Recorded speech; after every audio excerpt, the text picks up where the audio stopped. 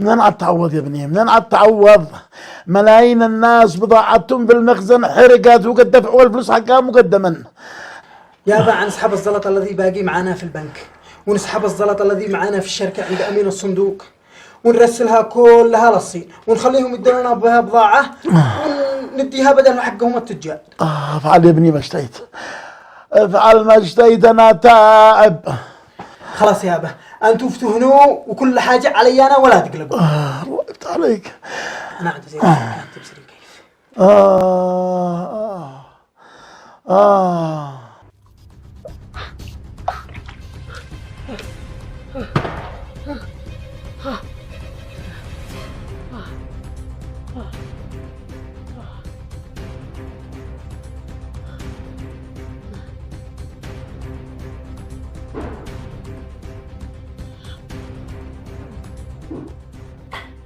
عدي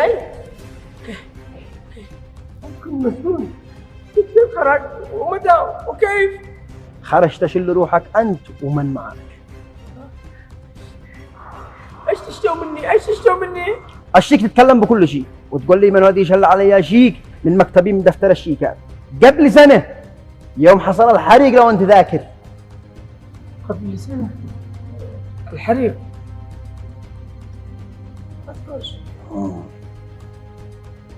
الظاهر ما يمشي معك الكلام.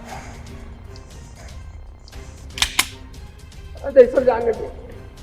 موسى تكلم قبل ما فجر راسك يا موسى. ما تفكر انا اشتك مني يا عدي، كنت مش عارف حاجة. انا بظلمك، خلينا عشان اظلمك. تكلم يا موسى قبل ما فجر راسك بين اقول. تكلم بتكلم.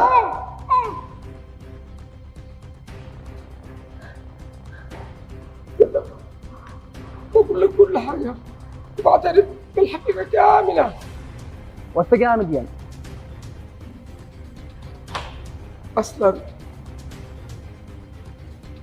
قبل الحريق هذا قبل سنة قبلها بيوم اجاني البيت نزار وصاحبه جميل وقالوا لي اهلا وسهلا ومرحبا، تفضلوا يا جماعه على الخير فوق العين والراس زارتنا البركه، تفضل هنا. انت طويل اجلس هنا. اهلا وسهلا ومرحبا. حياك الله. اهلا وسهلا. بس نمو قصدي للزياره في هذا الوقت بالذات. باغي جينا نشوفك ونطمن عليك. اهلا وسهلا ونكلمك في موضوع.